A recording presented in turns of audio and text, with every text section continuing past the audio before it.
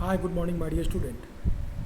Today we are going to discuss your class 11th history, chapter 2, writing and city life. My dear student, in this chapter, writing and city life, we study about the Mesopotamian civilization. We discuss the development of Mesopotamian civilization, their expansion, their geography, demography, language, emergence of city. These are all topics which we cover in our previous classes. Dear, today we will try to understand our next topic. Our next topic is the use of writings. Use of writings. In the starting of this class, I have already informed you that the use of writings was specific quality of Mesopotamian civilization. Mesopotamian, they were first who uses writing to express their view from one person to other person, one place to other place. I hope you are getting understand this. ये चीज़ें हमने आपको पिछली class में बताया था, इसके बारे में हमने आपको बहुत सारी बातें पुराने क्लास में की थी. अभी सबसे ज़रूरी चीज़ क्या है इस टॉपिक को समझना. I mean to say that this is the very important things which you have to understand. The use of writings, the use of writing, the connection between city life, trade and writing is brought out in a long Sumerian epic poem about Anmarkar, one of the earliest rulers of Uruk. In Mesopotamia tradition, Uruk was the city par excellence, often known simply as the city. सारी जीवन, व्यापार और लेखन, कला के बीच के संबंध को उरुक के एक प्राचीन शासक अनमरकर के बारे में लिखे गए सुमेरियन महाकाव्य को यदि आप पढ़ें तो आप आसानी से लेखन कला के प्रयोग के बारे में समझ सकते हैं. जो लोग राइटिंग करते थे, यूज़ ऑफ राइटिंग क्या था, इन चीज़ों को आप आसानी से समझ सकते हैं यदि आप ध्यान से देखें तो. अनमरकर जो उनका एक महान कैरेक्टर था उनके महाकाव्य का, एपिक का, उसने सबसे पहले लेखन पद्धति का विकास किया, उसको प्रॉपरली उसने यूज किया. Enmerkar is associated with the organisation of the first trade of Sumer. In the earlier days the epic says trade was not known. Anmarkar wanted lapis lazuli and the precious metals for the beautification of the city temple and sent his messenger out to get them from the chief of a very distant land called Aratta. The messenger heeded the word of the king. By night he went just by the stars. By day he would go by heaven's sun. Divine, he had to go up into the mountain range and had to come down out of the mountains range. The people of Susa, a city below the mountain, saluted him like tiny mice.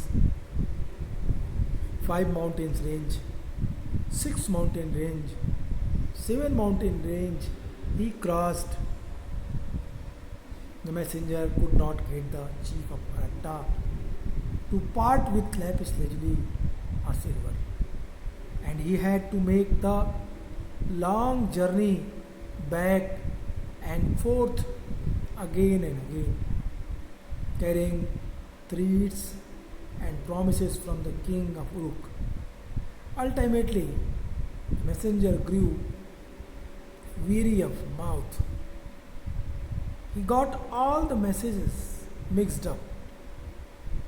Then Anmarkar found a clay tablet in his hand and he wrote the word down. In those days, there had been no writing down of word on clay. सीधा सीधा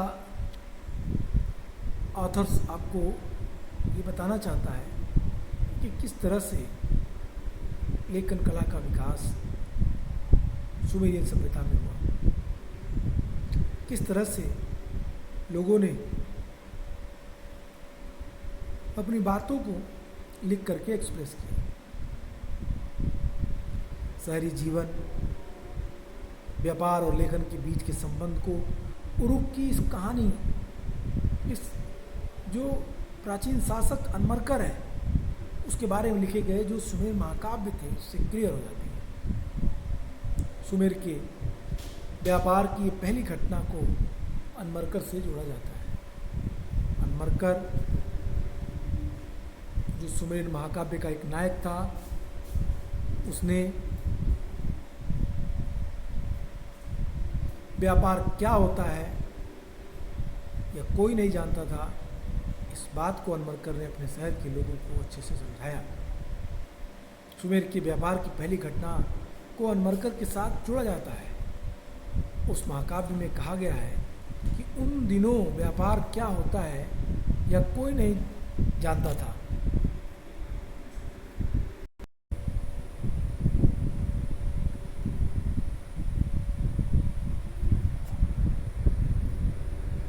तो इस प्रकार यदि आप सुमेर के व्यापार को समझना है तो बिना अनमरकर के आप अनमरकर की जो अनमरकर के बारे में ऐतिहासिक एविडेंस वहाँ उनके महाकाव्य में लिखे हैं, बिना उनके जाने आप नहीं समझ सकते। इस महाकाव्य में, सुमेरियन महाकाव्य में, सुमेर लिपि में यह कहा गया है कि उन दिनों व्यापार क्या होता है यह कोई नहीं जानता था। अनमरकर अपने शहर के एक सुंदर मंदिर को सजाने के लिए लैपिस लेजुली और प्रीसियस मेटल मंगाना चाहता था। उस काम के लिए उसने अपने एक दूत को अरट्टा नामक एक सुंदर देश के शासक के पास भेजा। दूत ने, मैसेंजर ने राजा के आदेश का पालन किया। रात में वह चांद, तारों की रोशनी और उनसे सूचित जो दिशा उसको बताई गई थी उस दिशा में वो आगे बढ़ने लगा। वह रास्ते में आगे आने वाले ऊंचे ऊंचे पहाड़ों को लांघते हुए एक पहाड़, फिर से दूसरा पहाड़, फिर तीसरा, चौथा, पांचवा, छठा पहाड़ लांघते हुए वो आगे की तरफ बढ़ रहा था। वो रास्ते में आने वाले ऊंचे ऊंचे पहाड़ों को लांघने के लिए ऊपर चढ़ता उतरता रहा। जब वो पहाड़ पर था तो वहाँ पहाड़ की तलहटी में रहने वाले सूसा नगर के लोगों ने उसे छोटे चूहे की तरफ नमस्कार किया। उसने 5 पर्वतमालाएं, 6 पर्वतमालाएं, फिर 7 पर्वतमालाएं पार की। Mountain range, 5 mountain range, 6 mountain range, 7 mountain range crossed. The messenger could not get a chief of Ratta to part with lapis lazuli or silver, and he had to make the long journey back and forth ultimately. The messenger grew weary of mouth. दूत अरट्टा के प्रमुख से Lapis Leslie और silver नहीं ला पाया और उसने बार बार एक लंबी यात्राओं के बाद भी वो खाली हाथ ही वो राज्य लौटा अपने वापस। इसके बावजूद कि अरट्टा के मुखिया से चांदी प्राप्त करने के लिए उसने उरुक के राजा की ओर से तरह तरह की धमकियां और आश्वासन देता रहा। अंत में दूत इतना चकरा गया कि वो अपनी बात को सही तरीके से व्यक्त नहीं कर पाया। अनमरकर के संदेशों को उसने हौच-पाच कर दिया, घाल-मेल कर दिया। तब राजा अनमरकर ने अपने हाथ से क्ले या चिकनी मिट्टी की पट्टी का टेबलेट बनाई और उस पर शब्द लिखे। ये शब्द उन दिनों मिट्टी पर शब्द लिखे जाने का रिवाज नहीं था, लेकिन यहाँ पे अनमरकर ने क्या किया, एक टेबलेट पर ये बात लिखी और जब लिखी हुई ये टेबलेट दूत और रट्टा के शासक के हाथों में दी तो उसने उसकी जांच की। इसके उच्चारित शब्द जो क्यूनिफॉर्म मेथड में थे, किलाकार लिपि में थे, उसको देखते ही राजा की त्योरियाँ चढ़ गई। उसने पट्टिका पर नज़र गड़ाए रखी। यहाँ तक कि घटना का उल्लेख होता है। इस घटना को शाब्दिक रूप से सत्य नहीं माना जा सकता। क्यों? क्योंकि एकदम इसको एज इट इज़ एक्सेप्ट कर लेना सही नहीं होगा। Given the written tablets, the ruler of Aratta examined that clay. The spoken words were nails. His face was frowning.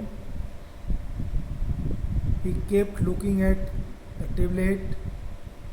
This should not be able to be taken as the literal truth, but it can be inferred that the Mesopotamian understanding it was kingship that organized trade and writings. The poem also tells us that besides being a means of stories, information, and so sending messages after writing was seen as a sign of superiority of Mesopotamian urban culture. Author इन चीज़ों से, इन बातों से ये बात clear करता है कि हाथ से लिखी हुई ये टेबलेट अनमरकर के द्वारा लिखी गई पहली टेबलेट बनी। उसमें उसने कुछ मैसेज लिखा जिसको रट्टा के शासक ने पढ़ के क्या हुआ, उसकी आंखें तन गई, चढ़ गई, थोड़ा नाराज हुआ। उसे देखते उसकी त्योरियाँ चढ़ गई और फिर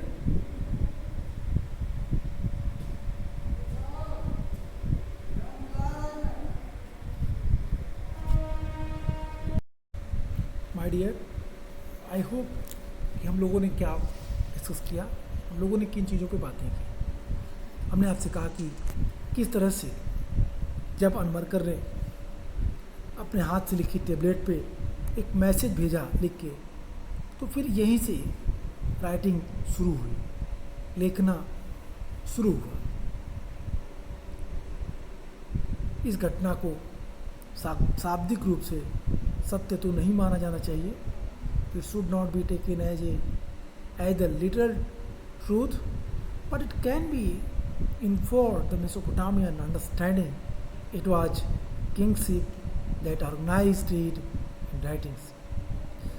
लेकिन ये निष्कर्ष तो यह कहा जा सकता है कि मेसोपोटामिया की जो विचारधारा थी, मेसोपोटामिया की जो विचारधारा के अनुसार सर्वप्रथम राजा ने ही व्यापार और लेखन की व्यवस्था की थी। यह इपिक हमें ये भी बताता है कि लेखन कार्य सूचना इकट्ठा करना और दूर दूर तक भेजने का साधन तो था ही, साथ ही मेसोपोटामिया की शहरी संस्कृति की उत्कृष्टता की भी एक झलक मिलती। तो राइटिंग स्किल्स अपने में एक यूनिक वर्क था और ये राइटिंग स्किल्स अपने को एक नए तरीके से क्या कर रही थी, मेसोपोटामिया में मर्ज कर रही थी। इसका यूज व्यापारिक उद्देश्यों के लिए हुआ, ट्रेडिंग वर्क के लिए हुआ, ये एक महत्वपूर्ण बात है। अब आप नेक्स्ट टॉपिक देखिए, कहता है urbanisation in southern Mesopotamia, temples and kings. I hope you have remember when I was discussing the introduction part of this chapter, where I discussed that the first time city emerged in southern part of Mesopotamia, Sumer and Akkad. There were two cities and they emerged their language, Sumer and Akkadi. These all discussed by me in your previous class. हमने इन चीज़ों को पुरानी class में आपसे बात की थी। अब थोड़ा इसको हम और जानने का प्रयास करेंगे। From 5000 BC, settlements had begun to develop in southern Mesopotamia. The earliest cities emerged from some of these settlements. These were of various kind, those that gradually developed around the temples, those that developed as a center of trade and the imperial cities. It is the city of the first two kind that will be discussed there. Early settlers, their origins are unknown, began to build or rebuild temples, selected a spot in their village.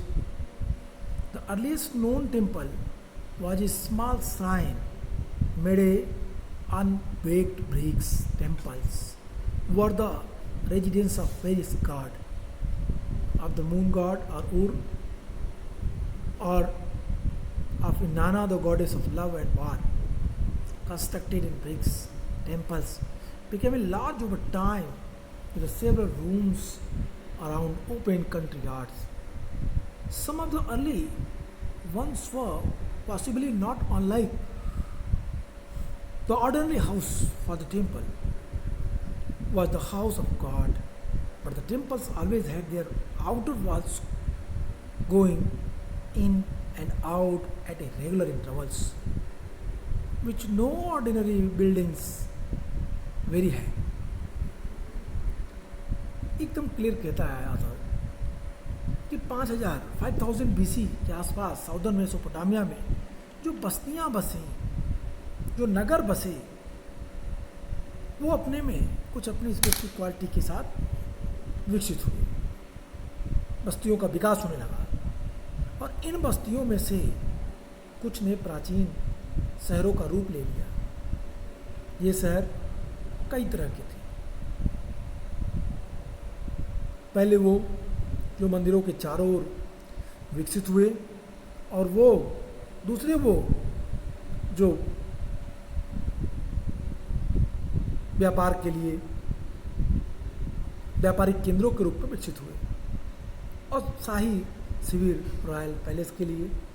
इनमें से पहली दो श्रेणियों के शहर यहाँ चर्चा में महत्वपूर्ण है. मेरे कहने का सेंस इतना ही है कि शहरों का विकास कैसे हुआ. यदि इस बात पे आप ध्यान से देखें तो मैंने आपको क्लास में इस बात के बारे में बताई थी कि कोई भी शहर बनने के लिए कुछ दशाओं का होना आवश्यक है. ये कौन सी दशाएं होंगी? तो कहता है ये दशाओं के लिए, इन मेन चीज़ के लिए पहली चीज़ जो होना जरूरी है वो है वो क्या है? कहता है वो जो सबसे महत्वपूर्ण चीज़ है वो शहरी परिवेश का होना. पहले सरप्लस, पहले एग्रीकल्चर होगा, एग्रीकल्चर होने के बाद सरप्लस प्रोडक्शन होगा, सरप्लस प्रोडक्शन के बाद समाज में एक ऐसा वर्ग जनरेट होगा, इमर्ज होगा, जो आर्टिसियन होगा, जो डिफरेंट इंडस्ट्री में काम करने वाले होंगे, एक्सपर्ट्स होंगे. आर्टिसंस के बाद प्रोडक्शन, वस्तुओं की निर्मित हुई होगी, वस्तुओं का उत्पाद किया गया, उत्पादन बढ़ा होगा, आर्टिसन ने वस्तुओं का उत्पादन बढ़ाया होगा. फिर वो मार्केटिंग सेंटर के रूप में डेवलप हुआ होगा. फिर वहाँ दूर दराज से व्यापारी आए होंगे, उन्होंने अपनी ग्रेनरी, उन्होंने अपने हाउस, उन्होंने अपने शॉप्स डेवलप किए होंगे, ट्रेड रूट डेवलप हुआ होगा. इस तरह से वो नगर, वो गांव जो सरप्लस प्रोडक्शन किया और फिर उसके आसपास आके आर्टिसंस जो बसे, अभी एक बड़े शहर के रूप में कन्वर्ट हो रहा था, बढ़ रहा था, बना होगा शहर. शहरों के बनने के क्रम में यदि देखें, हम सिटी के डेवलपमेंट के अगर फेज में देखें तो हमें 2-3 तरह की सिटी दिखाई देगी. कौन कौन सिटी दिखाई देगी? पहली सिटी हमको दिखेगी वो होगी, जो पहली सिटी हमको दिखेगी वो या तो रिलीजियस सिटी के रूप में होगी, मंदिरों के चारों ओर ऐसे स्थान का विकास हुआ होगा, या रॉयल पैलेस के आसपास, या रॉयल जो शाही शिविर होते हैं उनके आसपास, या इकोनॉमिक एक्टिविटीज़ के आसपास मार्केटिंग हब बन के रूप में आता शहरों का विकास होगा. बहरहाल शहरों के विकास इन्हीं के आसपास हुए। अब इसमें दो चीज़ें, दो शहर विशेष महत्वपूर्ण हैं। पहला मंदिरों के चारों ओर बनने वाले शहर, और दूसरा व्यापारिक केंद्र के रूप में विकसित हुए शहर। इन दो चीज़ों की चर्चा हम इस टॉपिक में करेंगे। बाहर से आकर बसने वाले लोग,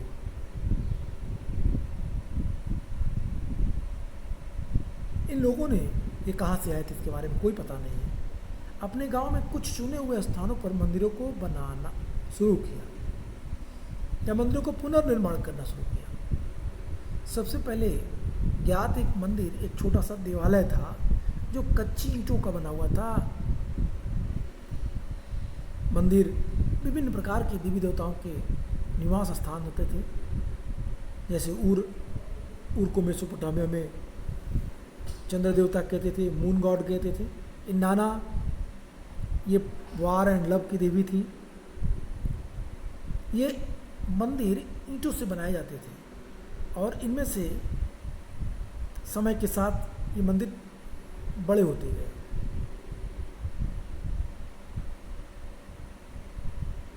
क्योंकि इनके खुले जो स्थान थे काफ़ी स्पेसियस था, उनके आंगन के चारों ओर कई कमरे बने होते थे और कुछ मंदिर साधारण घरों से अलग किस्म के होते थे। क्योंकि मंदिरों में जो मान्यता थी कि किसी देवता का निवास स्थान है, किसी देवता का घर होता है, तो उसके आधार पर उसको डेवलप किया गया था। मंदिरों की बाहरी दीवारें कुछ खास इंटरवल पे थी, भीतर बाहर, अंदर की ओर मुड़ी हुई, बाहर की ओर खुली हुई, इस तरह के इंटरवल्स थे मंदिर की दीवारों में जो उसको सामान्य घरों से अलग करते थे। यही मंदिर की विशेषता थी और इसी के आधार पर यह कहा जा सकता था कि ये मंदिर थे, ये सामान्य घर नहीं थे। देवता पूजा के केंद्र बिंदु होता था। लोग देवी देवताओं के लिए अन्न, दही, मछली, पुराने ज़माने के कुछ मंदिरों के, पुराने ज़माने के जो मंदिर के फर्श हैं उसमें मछलियों की हड्डियों की परत जमी मिली। मतलब मंदिरों में जो फर्श है उसके ऊपर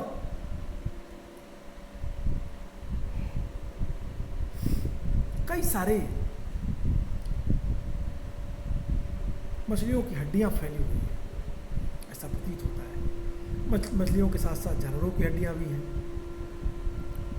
तो ये प्रतीत होता है कि ये लोग उस समय अपनी पूजा पद्धति में बलि देते होंगे या मंदिरों में ये चीज़ों को चढ़ाते होंगे, तभी वो हड्डियां इतनी बड़ी संख्या में वहाँ पे हैं। आराध्य देव सैद्धांतिक रूप से खेतों, मत्स्य क्षेत्रों, स्थानीय क्षेत्रों के पशुधन का स्वामी माना जाता था। समय आने पर उपज को उपस्थित वस्तुओं में बदलने की प्रक्रिया, अनाज पीसना, काटना, ऊनी कपड़ों को बुनना आदि यही की जाती थी। घर परिवार के ऊपर के स्तर पर व्यवस्थापक व्यापारियों की नियुक्ता, अन्न, हल जोतने वाले पशुओं, रोटी, जौ की शराब, मछली आदि के आवंटन और वितरण की लिखित अभिलेख के पालक के रूप में मंदिर ने धीरे धीरे अपने क्रियाकलाप को बढ़ाना शुरू कर दिया। और फिर ये मंदिर का जो एरिया था, ये इकोनॉमिक एक्टिविटीज़ के रूप में, इकोनॉमिक सेंटर के रूप में धीरे धीरे बढ़ने लगा। कहता है the god was focus of worship, तो हिम और her people broad grain, curd and fish. The floor of some early temple had thick layer of fish bones. The god was also the theoretical owner of these agricultural fields. The fisheries and the herds of the local community, in time, the processing of procedure, for example, oil, processing grain, grinding, spinning, and the weaving of woolen cloths was also done in the temple. Organizer of the production at level above the household employer of the merchants and keeper of the written records of the distributions and allotment of grain. plow, animal breed, deer, fish, etc. The temple gradually developed its activities and became the main urban institution. But there was also another factor on the scene. कहता है कि मंदिर के जो ये अंदर के आंतरिक भाग थे अभी एक मार्केटिंग सेंटर के रूप में डेवलप होने लगे। उत्पादित वस्तुओं में बदलने की प्रक्रिया जैसे तेल से निकालना, अनाज पीसना, काटना, ऊनी कपड़े को बुनना आदि अब मंदिर के कंपाउंड में ही की जाती थी। घर परिवार से ऊपर के स्तर पर व्यवस्थापक, व्यापारियों की नियुक्ता, अन्न, हल जोतने वाले पशु, रोटी, जौ की शराब, मछली आदि के जो वितरण का उल्लेख है वो हमको इंस्क्रिप्शन रूप से मिलने लगा। मंदिर ने धीरे धीरे अपने क्रियाकलाप को बढ़ा लिया, मुख्यतः शहरी संस्थाओं का रूप ले लिया, लेकिन अन्य दूसरे कारक भी इस व्यवस्था में विद्यमान थे। जमीन में प्राकृतिक उपजाऊपन होने के बावजूद कृषि कई बार संकटों से घिर जाती थी। जो फरात नदी थी, जो यूफ्रेट्स था, यूफ्रेट्स की धाराओं में किसी वर्ष तो बहुत ज़्यादा पानी आ जाता था और फसलों को डुबा देता था, और कभी कभी ये धाराएं अपना रास्ता बदल देती थी जिससे सूखा पड़ जाता था। जैसा कि हमें आर्कियोलॉजिकल एविडेंस से जो हमें सोर्स मिले उनसे ये पता चलती है कि मेसोपोटामिया के इतिहास में उनके गांव में समय समय पर अकाल और सूखा पड़ते रहा है। कई सारी विपत्तियां, प्राकृतिक आपदाएं आई हैं। कई बार ये प्राकृतिक आपदाएं मानव निर्मित थी तो कई बार ये प्राकृतिक जन्य थी। जो लोग इन धाराओं के ऊपरी इलाकों में रहते थे वे अपने पास की जलधाराओं से इतना ज़्यादा पानी अपने खेतों में ले लेते थे कि धारा नीचे की ओर बसे हुए गांव के पानी ही नहीं मिल पाती थी। नीचे के गांव वाले लोगों को पानी ही नहीं मिल पाती थी। ये लोग अपने हिस्से का सरड़ी में गाद नहीं निकालते थे जिससे बहाव रुक जाता था और नीचे वालों को पानी मिलता ही नहीं था। इसलिए मेसोपोटामिया के तत्कालीन देहातों में ज़मीन और पानी के लिए बार बार झगड़े हुए, जिसके हमारे पास सोर्स है, इंस्क्रिप्शन एविडेंस है। In spite of the natural fertility, agriculture was subject to hazards. The natural outlets, channel of the Euphrates, would have too much water one year and food the crops. Sometimes they would change course together. As the archaeological records show, villages were periodically recorded in the Mesopotamian history. There were man-made problems as well. Those who lived on the upstream, if you will see this pic, you can easily understand the temple architecture. The walls,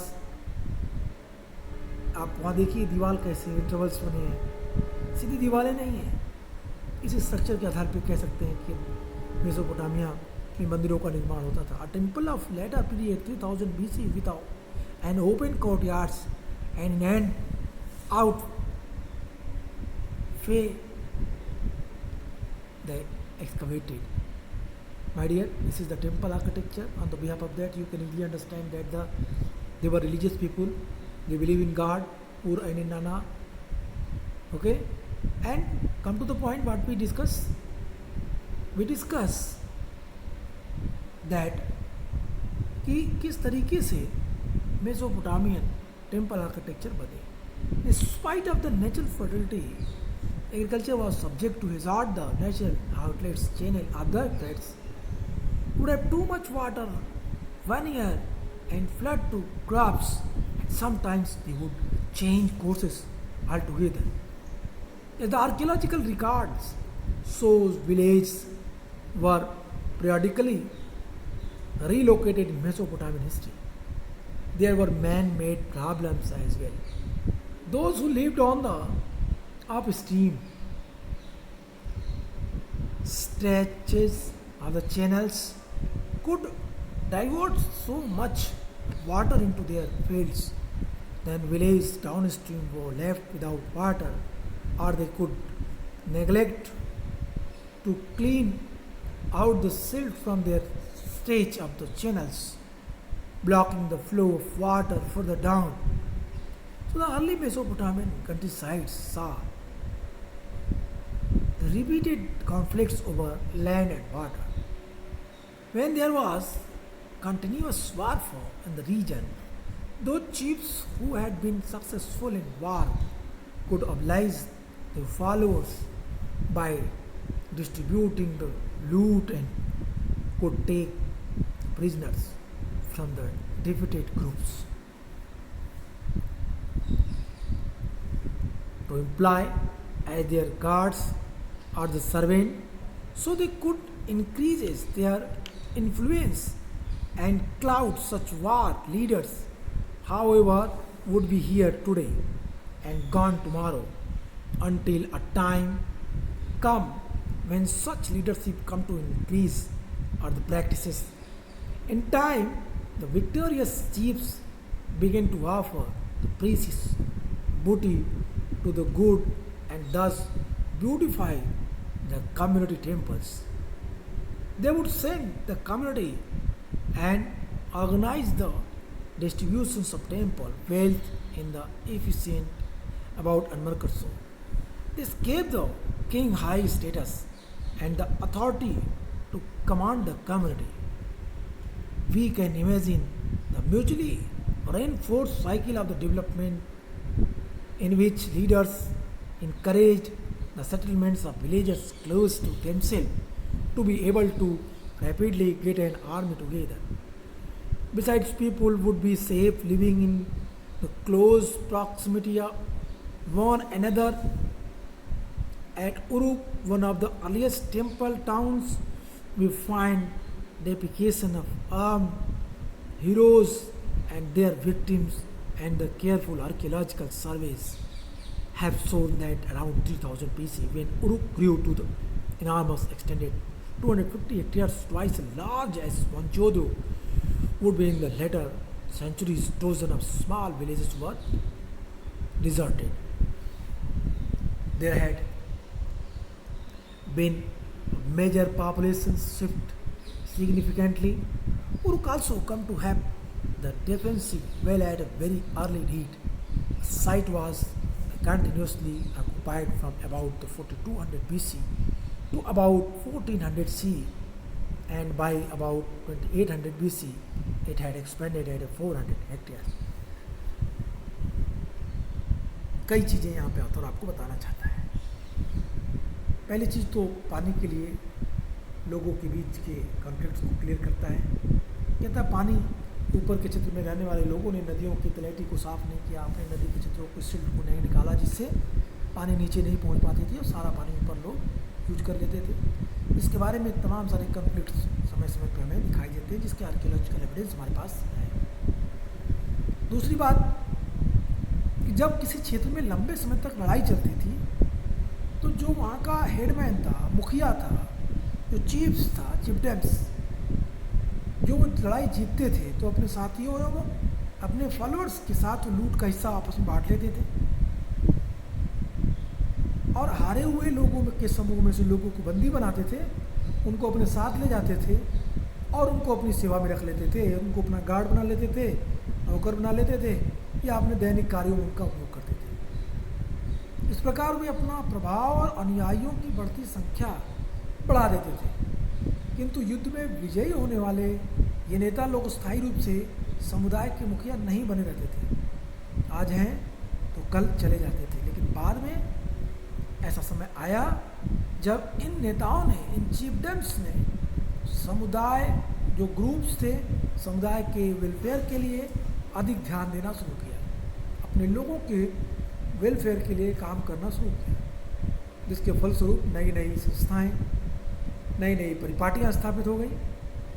उस समय के विजेता जो winners थे, जो विजेता मुखिया होते थे, ने उन कीमती बेटों को देवताओं पर समर्पित करना शुरू कर दिया, जिससे वे समुदाय के मंदिरों की सुंदरता बढ़ गई. उन्होंने लोगों को उत्कृष्ट पत्थरों और धातुओं को लाने के लिए भेजा, जो देवता और समुदाय के लोगों को लाभ पहुंचा सके, और मंदिर की धन संपदा के वितरण आने जाने के लिए वस्तुओं को काफ़ी प्रभावी बना सके. इसी के संबंध में अनमरकर से सुनी कहानी मैंने आपको बताई। The epic I discuss with you. My dear student, आज के लिए इतना ही, फिर कंटिन्यू करेंगे इस टॉपिक को अपने नेक्स्ट वीडियो में। Good bye, take care.